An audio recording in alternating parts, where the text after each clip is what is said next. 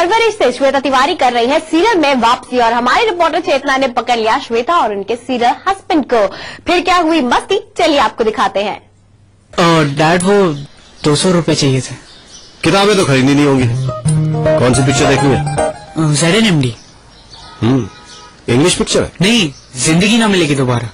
YAND। हाँ, यहाँ आना ना दोबारा। आज हमारे साथ ब्यूटीफुल श्वेता है और विवेक है। हैंडसम बोलूं या नहीं बताइए श्वेता? थोड़े गंजे थोड़े मोटे लेकिन खुश। तो बना के रखा है, आपको पता नहीं है कैसे कैसे डाइट कंट्रोल करती हूँ ये पेट अंदर रखने के लिए, वरना हैंडसम थोड़ी रह जाएंगे।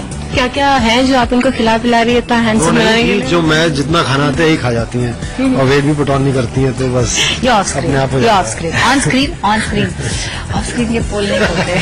लेकिन आप ये तो बताइए क्या राज है, मतलब इतनी मेंटेन कैसे रहती है? सब कुछ खाने के बाद ये खिला रहे हैं तभी? यार पता नहीं, बट हाँ मैं बहुत खाती हूँ, ऐसे खा नहीं जाती हूँ सब कुछ। बट जो लोग कहते हैं कि डाइट कॉन्शियस होना चाहिए, पिज्जा नहीं खाना चाहिए, फ्राइड चीज नहीं, डीप फ्राइड नहीं खाना चाहिए, समोसे नहीं खाना चाहिए, तो वो मैं सब खाती हूँ। इनफैक्ट जब 2 समोसे आते हैं ये कहता है मुझे नहीं खाना, वापस जा रहा है, तो इनका देते हैं मुझे। वो कहता है ना, भगवान ने किसी की किस्मत में पैसा नहीं लिखा है और किसी की किस्मत में चर्बी नहीं लिखी है। वो इसकी किस्मत है। लेकिन वो कहते हैं ना कि जब आदमी का पेट का रास्ता जो होता है वो खाने से जाता है, तो मतलब खाना आपकी वजह ये खाती हैं? अब जी वो शो बेसिकली जो है हमारा वो इन चीजों के बारे में ही है कि मैं अपने शो में बेसिकली एक वाइफ, जैसे एक टिपिकल वाइफ जो होती है, जो कोलेस्ट्रॉल, ब्लड प्रेशर, बीपी, शिपी, जो भी इन चीजों की परवाह करती है, हस्बैंड के बारे में चिंता करती है, बच्चों की अलग चीजें हैं, एग्जाम ये सब। सो उस तरीके की वाइफ है। लेकिन जो हस्बैंड है वो बाहर जाके सब कुछ खा लेता है, घर आके बोलता नहीं जी डाइटिंग करूंगा। बेसिकली उल्लू बनाते हैं।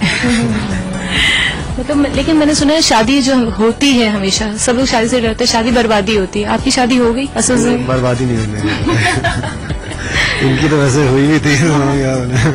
लेकिन आप तो अभी बचे हुए हैं। परवरिश की जहाँ तक हम बात करें, बच्चों को पालना मुझे तो बहुत हेक्टिक चीज लगती है कि बच्चों को संभालना। आप लोगों का क्या एक्सपीरियंस है? जिनके बच्चे नहीं है उन्हें ये चीज हेक्टिक ही लगती है, इन्हें ये चीज बेमतलब की बात ही लगती है।